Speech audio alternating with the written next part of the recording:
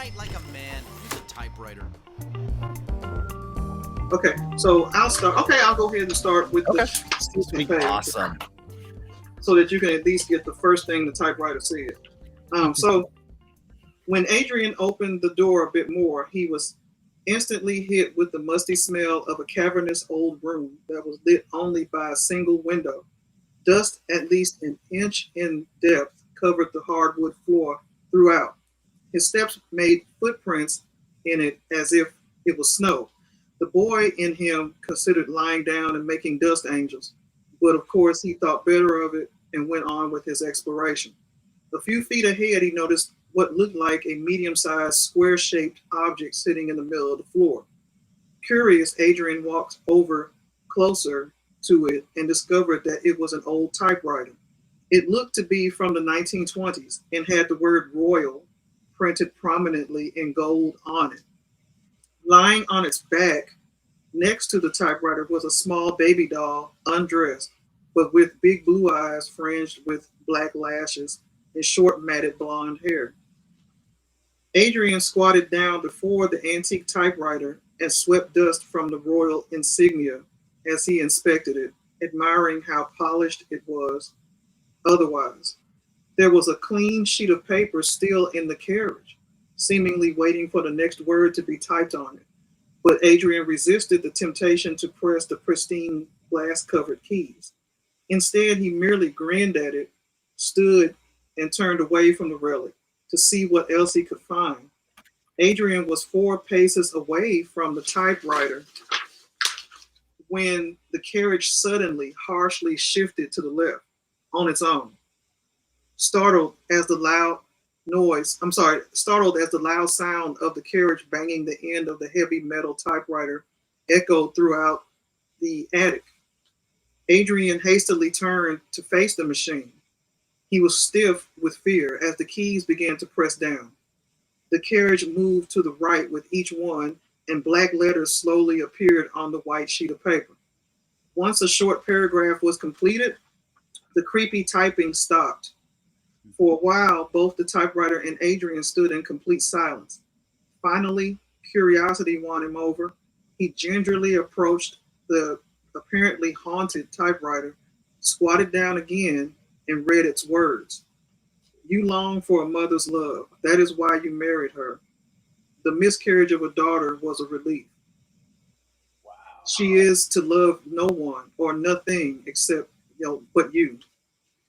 Orphaned at 2 months of age by a teenage mother, and because it was also true that his wife Lucinda had suffered a miscarriage early in their marriage, Adrian was rightfully astonished by the words typed in black and white on the sheet of paper before him. The accuracy was uncanny, but he still could not believe what was happening. He said, "Who are you?" He questioned the machine. "Is this some sort of a bloody gag?" Because he's English. Yeah. Bloody gag. The typewriter's carriage shifted harshly to the left again. Another paragraph was quickly typed before his blue eyes. You resent your biological mother. Though you may say that you understand her reason for leaving you, you resent that she went on to marry and have more children. So that's, Yeah, that's good. That's awesome. That's a cool scene. That's a really cool scene. What inspired that, Natasha? Well, there was a writing prompt with the Typewriter Club Live. Yeah. I don't remember if it was about haunted typewriters. I don't remember what your typewriter says to you. I forget. I'm sorry. But I wrote this story for that. And I also wrote a story about what would you, a typewriter going to hell for an interview to interview the devil. And the devil's right hand man. You know who it is, right? Every time. Who's the devil's right hand man? Hitler. Yep, that's it. Good choice. Well, it's tough to beat that mustache. I was going to say Ryan Reynolds. You don't like him. Ryan Reynolds as Hitler. Ryan Reynolds as How Hitler. dare you, sir? How dare you? That's cool. It kind of reminds me of as far as like visually, it reminds me of. Did you ever watch the show Fringe? Yeah, that's what I on was Fox? thinking. No, I haven't. Fringe was a cool show. It kind of, in a weird way, it kind of actually was like Kolchak the Night Stalker, and because in that it like was a successor to the X-Files, but there was like this without going too much into it. It was a similar scene. It was a very similar scene where like you could go into this special room and there was this typewriter that you could communicate with an alternate dimension. And there was somebody on a typewriter in an alternate dimension. And so like the typewriter would type backwards and you had to read it like through a mirror. Through a mirror. Yeah. It was poised and you could like ask it questions. It's really cool. It's like, I think it was in like the first or second season. I think the second season, like first couple episodes of the second season. Fringe. Very, very cool show. You'd probably really dig it. Yeah. It's kind of got that Twilight Zone kind of vibe to it. See, I love the Twilight Zone, so that's kind of where I got that from, because it's my couple, Lucinda and Adrian. But I like that more. Your concept is that's really cool. Have you ever thought about like developing that into something more than just like a competition entry?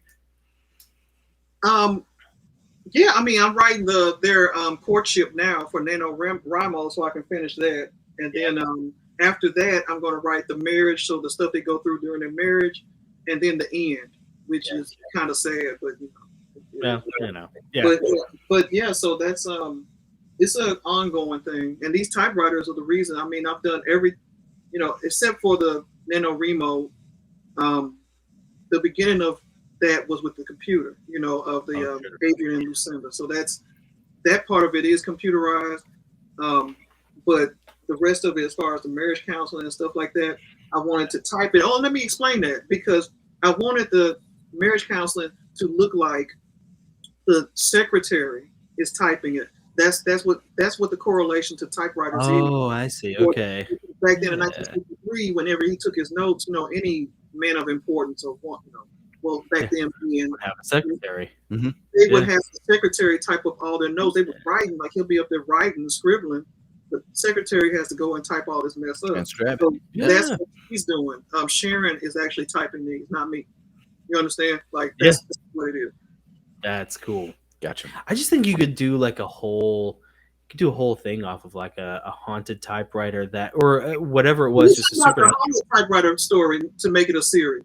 Is that what you're saying? Yeah, like if you did something where like there was just like this spooky typewriter that cut straight to the heart of your psychology and could predict your future, like your involvement with tarot, and like what if you had like different typewriters that all had supernatural qualities to it? Like, I don't know. Maybe it's cheesy, but it sounds really cool. No, I actually have ideas. I think it's really awesome about haunted typewriters. If each typewriter in here had a story, and somehow it could tell its own story. Yeah. Yeah, and maybe they had like different supernatural qualities to them. Yeah. Like this little guy from the 20s. I just wonder what was typed on this. Who owned it? What is their story? It's got like an Al Capone gangster soul in it. It's got probably bootleggers. Yeah. That's what I want to know. Like, because even further in this story right here, I do write about, it's a bit of a, it's revealed to him that his best friend has a crush on him who is in love with him. So the typewriter told him that, and he's a guy. So, and this was in what year? I didn't tell you the year, did I? No. This was 1962. 1962. You told us the year of the typewriter. You said it was a 1910, right? 10? The typewriter in the Royal 10. It's a 1920s typewriter. But the story itself is from 1962. That's a cool concept for a story, Natasha. Very cool. Yeah. Thank you. All right, man. Well, we got to see who goes next. Oh, yeah. Yep. We always rock, paper, scissors for it. I usually lose. Yeah. So 1, 2, 3, shoot. God, but I always lose. See, Nick has a pattern for all of these, and I'm just like kind of dumb, so I never pick up on the patterns. I just get lucky. And I'm a new author. I've only been doing this for like 2 years, and the only thing I've really written is like a middle grade. It's a kids' fantasy series. He's written a lot. Like whatever, he's down. I'm trying. I haven't been writing for like a decade and a half, like Jonathan. But I'm cutting my teeth on all this, so. This is obviously oriented way more successful. Kids are my audience. Kids are my audience. Oh, you do young adult? I've done one young adult novel. Supernatural kind of thriller, young adult. It was pretty cool. Yeah, it was fun. Yeah, it was fun. But most of his stuff is what you would call like middle grade, I guess. Like middle grade age. Yeah, 8 to 13. Yeah. And then I did a young adult. What's You that? see, I could do that. I can't. One day I'm going to write a book for kids. My books, It's tough. yeah. To try to walk that line to not get Right. To not talk about the things I crossed the line a couple times and had to be corrected by my wife. Like, that's too graphic. That's too violent. Mhm. Yeah. And I'm like, oh yeah, I didn't think about that. Go back and change it. It's hard, it man. is hard. I can't do it. It is hard. All The my re- stuff's adult. I wouldn't be too worried about those instances because Mhm. if you have people you trust, they can call you out on those. But the majority of it is really easy for me because I feel like I'm still a kid in a lot of ways. I just love. I don't know if you've noticed that or not, Natasha. I'm 44 years old. I take my middle-aged children. I'm 44 years old. We go to Walmart or Target, and they're like, I want to go look at I want to go to the toy section. I'm like, me too. yeah, let's go look at some toys. That's just cool. That's where the cool stuff is. They have to drag me there. So I'm very much. We were so depressed when Toys R Us closed down. Oh, well, me too. I was bummed on that because my daughter only got a touch of that. A touch of. See, do you remember the memories going to Toys R Us? We got a bit of it, Yeah. That was all right, here we go. One more sip. Just got to get prepared. Yeah, okay. Nigel tucked his shirt in and fastened his belt as tight as he could. He wrapped his knit scarf around his neck twice before locking it into place with his heaviest winter coat.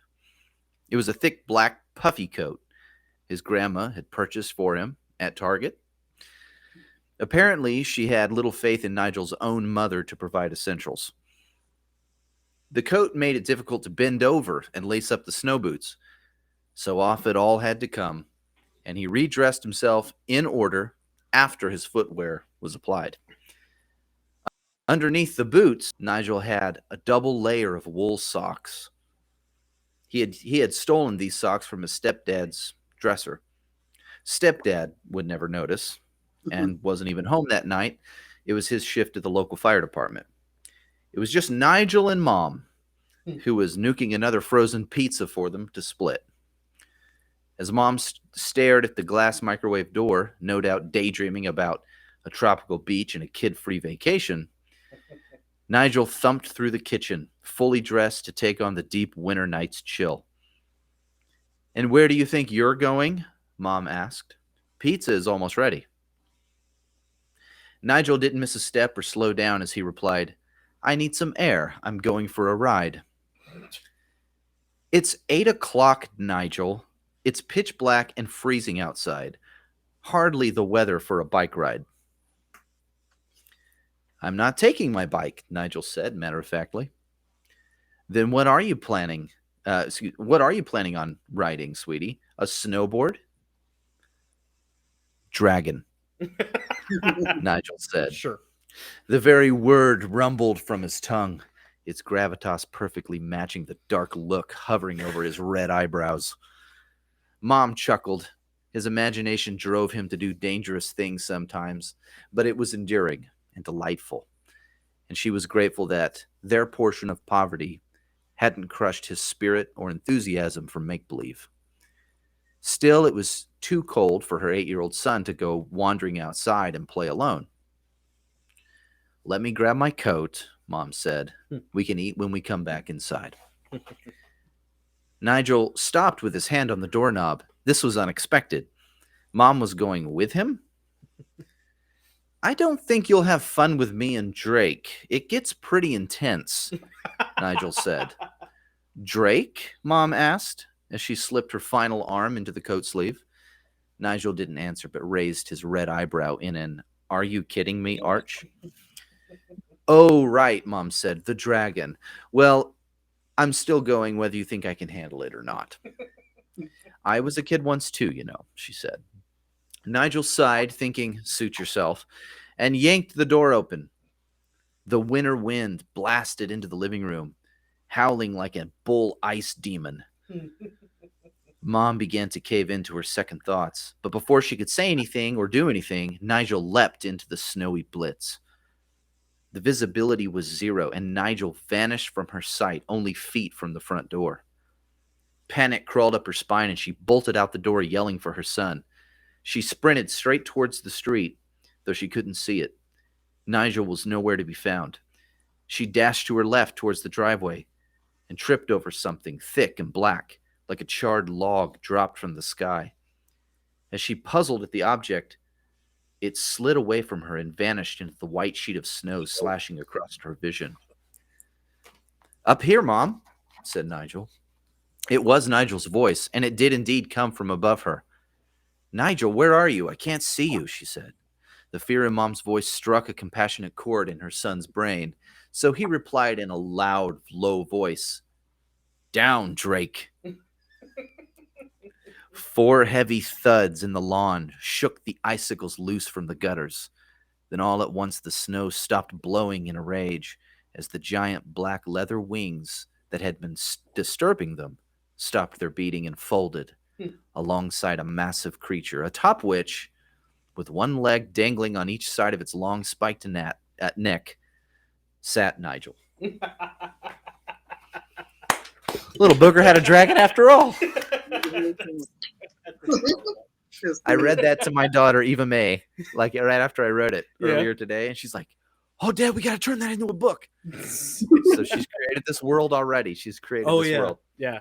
Well, she's already been the inspiration for one of Nick's books in his Travelers League series. More than an inspiration, she actually wrote the she whole. wrote it. She wrote the whole storyline and the as story ghost structure. written by Nick Goss. She actually drew a comic strip and stick figures of every single thing that happened, every beat of the story structure. And I'm like, let's write it and publish it. Yeah, let's roll with it. Yeah, it's great. A whole It's story.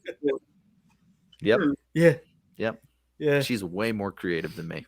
She's funny, man. They're cool. That is a cool thing about what Nick does with his middle grade fiction. Is he like it started off as being bedtime stories for his kids, and then he kept his kids involved throughout the whole process. You know, to the point where like one of them, the Hacker Jack series, I think is like the 2 main characters are his kids. Yeah. So it's just easy inspiration.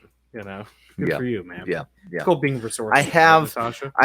audience like in my home, like my target audience I live with. Right. So And as the they wife, get the old, homeschool mom. yeah, the approver. Yeah, the approver. Yeah, the Right. gatekeeper. So, but as they get older, I'll probably write for older ages. Yeah. See, one thing I need to do as far as a child's book is probably, I told Margot, I'm going to write this book one day whenever I get inspired to do it. Because she'll ask me questions. I'll tell her about the time I went to school with dinosaurs. And so I always tell her, the dinosaurs used to sit with us, but one day, they couldn't sit with us no more. They started acting up and, they started trying to bite people and eat them, and they couldn't do just stuff like that. I'll just make up. And then lunchtime came, and they had to sit separate from us, and they, segregated. And then we went to school with dinosaurs. So I want to do something silly like that. The T-Rex doesn't play any games. He takes the substitute teachers out. First recess, substitute teachers gone. Yeah, but he has a really hard time carrying his lunch tray. Yeah, because of his tiny little hands. He couldn't really grab the book, so I tell her he get frustrated because he couldn't. That's why he was so angry. Yeah, because of his tiny little hands. Yeah, the Velociraptors were always playing tricks on him. And she would just be like, "Dang, for real?" I was like, "Well, great idea." That's you gotta really do cute. it. You gotta do it. You gotta write that. I want to give a say goodnight to Adam real quick. He's a real trooper, man. He's been hanging with us this whole time over in the UK, but I think it's probably like 2 in the morning. It is like 1:30 there. Yeah. So, good night, Adam. Love you, buddy. He's got to get to bed. So that's awesome. All right, cool. Mine is a rant. So, but I did keep it to 1 page.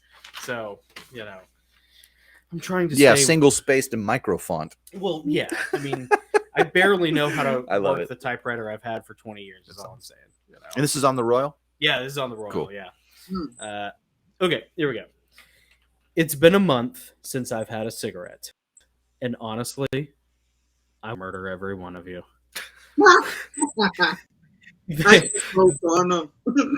Yeah, right. Yeah. They say these things get easier with time, but having quit 3 times now, I can tell you that lighting up is like a fish being released back into the water. I don't want to smoke. I know it's bad for me. My lungs suffer. I snore. I lose sleep, I gain weight, I smell bad, and it makes me a bit of a social pariah. But to have those few minutes of blissful escape or the reward with Mexican trumpets sounding in my imagination can hardly be replaced. Society is quick to scold you for such things while offering zero reward or alternative. Ask a doctor about how to mitigate the effects and gain a battle strategy, and they will trot out the same tired cliches. Try the patch, the gum, or this pill. They Mhm. never want to discuss alternative forms of tobacco use or which cigarettes might have less tar and nicotine. They never want to work with you to discuss how to change up your habits. Oh no, it's just the same tired BS coming from an overpaid, overeducated fool who sees you as nothing more than a lucrative obstacle to his next tea time. And they wonder why smokers are a hard nut to crack. Maybe if you tried a little, you pompous twits. The hard truth is that they don't have an answer, merely corporate sponsorships. No one else has an answer either, just judgment and condemnation. There is no real 12-step program for smokers. No hypnotist really works forever, and even Chantix only goes so far. The real reason why society hates smokers is because you people all know that you don't have an answer. It shines a light on your incompetence and failure. Yet you will lob your slings and arrows at me from behind your Diet Cokes, your booze, and your bacon fat. Spare me your righteous indignation, you meandering fops, you feckless paper tigers. Your sympathy for meth addicts is strong because you have state sponsored solutions. But there is nothing for the cools crowd or the Marlboro cowboy who must live with the void of his sacrifice or condemn himself to the disgraceful death with every strike of a match. And what's more, you people don't appreciate what smoking affords you, in particular, your safety. There is a thin white smoldering line between your throat and my red right hand. Do you know how many times your asses have been spared by my pack of Marlboro Ultralights? You pissy little pampered attitudes perpetuate in fragile safety thanks to my death stick habit. But now I've quit, so perhaps the fiery hedge of protection has been lifted. You insisted I quit, therefore the barrier is gone. You reap what you sow. Flame on. That's so good.